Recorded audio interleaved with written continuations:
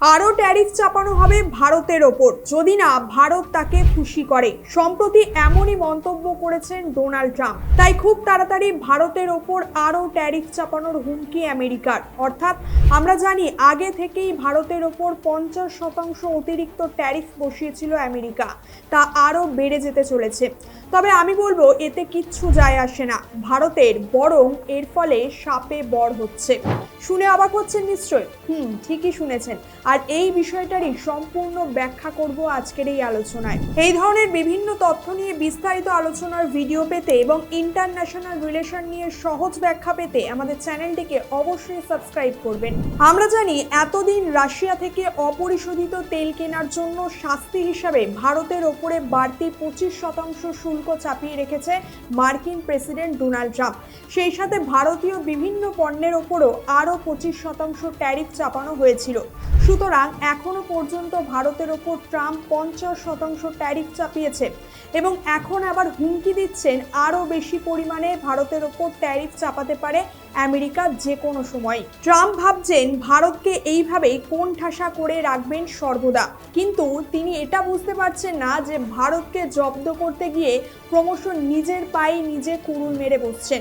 ভারতের ওপর ট্যারিফ চাপানোয় ভারতের কি কি কারণে সাপে বর হয়েছে তা এবার এক এক করে তুলে ধরবো আপনাদের সামনে। প্রথমত, এই ট্যারিফের বিষয়ে যদি বিশদে আলোচনায় আসি তাহলে দেখা যাবে শুরুতে আমেরিকার প্রথম টার্গেট কিন্তু ভারত ছিল না। ট্যারিফ লড়াইয়ে আমেরিকা মেন টার্গেট ছিল চীন। ডোনাল্ড ট্রাম্প প্রথমবার যখন রাষ্ট্রপতি হিসেবে নির্বাচিত হলেন তারপর থেকে আইডেন্টিফাই করা শুরু হলো যে কোন কোন দেশের সঙ্গে আমেরিকার ট্রেড ডেফিসিট রয়েছে।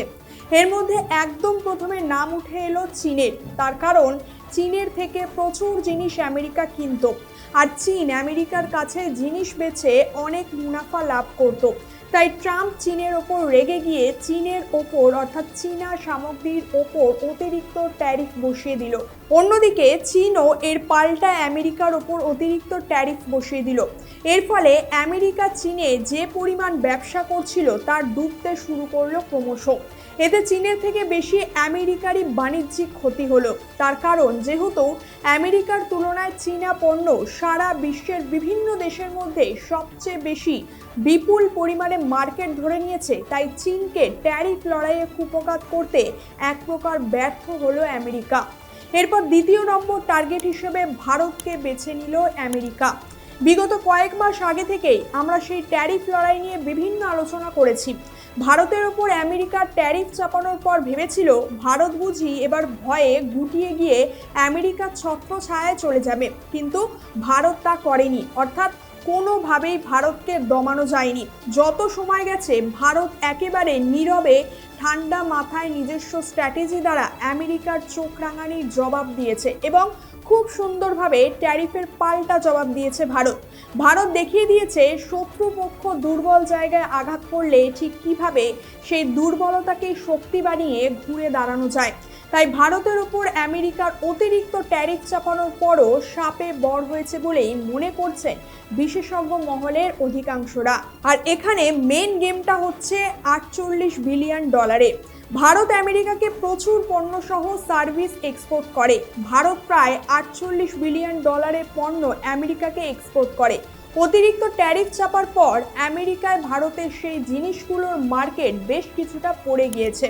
তাই স্বাভাবিকভাবে এই ড্যামেজ কন্ট্রোল করতে হলে ভারতের দরকার এই 48 বিলিয়ন ডলারের পণ্য সামগ্রী অন্য কোনো দেশে বিক্রি করা। তাই ভারত একেবারে ঠান্ডা মাথায় এর সমাধান করে নিয়েছে।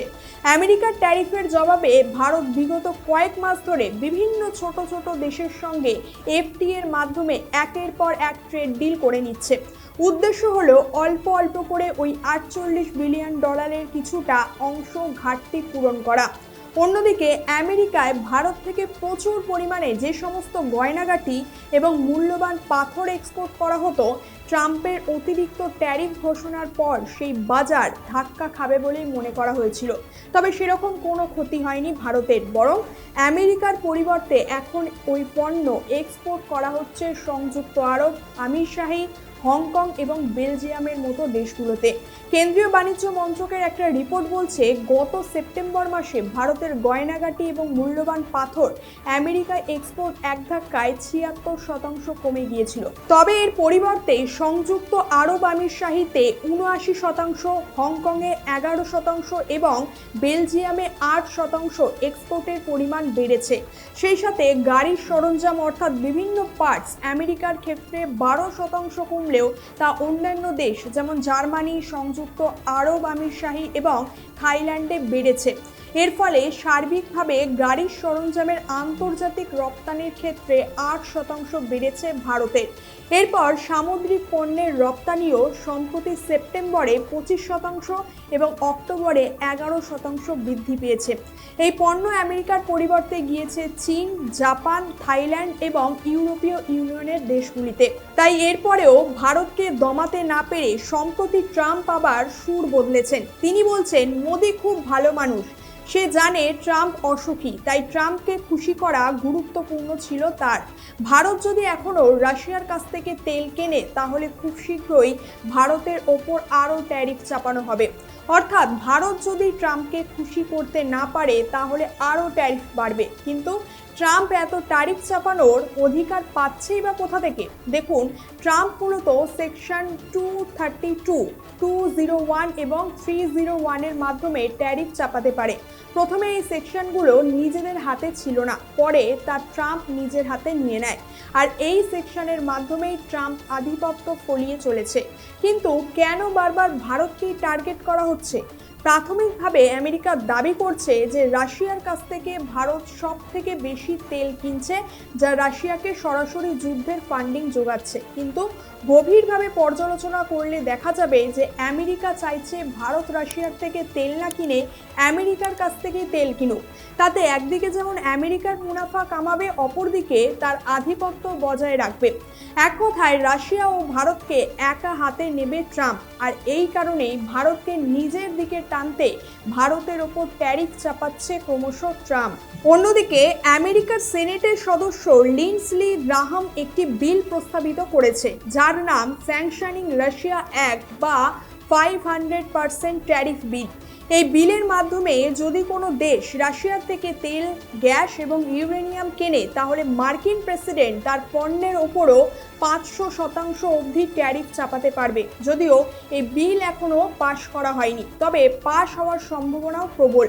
তাহলে এবার ভাবুন, একেই ভারতের ওপর 50% ট্যারিফ রয়েছে, তার ওপর যদি এই আইন অনুযায়ী ট্যারিফ চাপে তাহলে তার অঙ্কটা কোথায় গিয়ে দাঁড়াবে? তবে ভয় নেই, ভারতকে যে দমানো এখন অত সহজ নয় তা হাড়ে হাড়ে এখন টের পেয়েছে ডোনাল্ড ট্রাম্প। তাই এখন বিকল্প আরও অনেক রাস্তা খুঁজছে। তবে দেখা যাক শেষ পর্যন্ত কোথাকার জল কোথায় গিয়ে গড়ায় এবং ভারত এর পাল্টা কৌশলগতভাবে আর কি পদক্ষেপ নেয়। আজকের আলোচনার বিষয় এখানেই শেষ করছি। এ বিষয়ে আপনার মতামত জানান কমেন্ট করে। দেখা হচ্ছে পরের কোনো একটি ভিডিওতে। ধন্যবাদ, সকলে ভালো থাকবেন।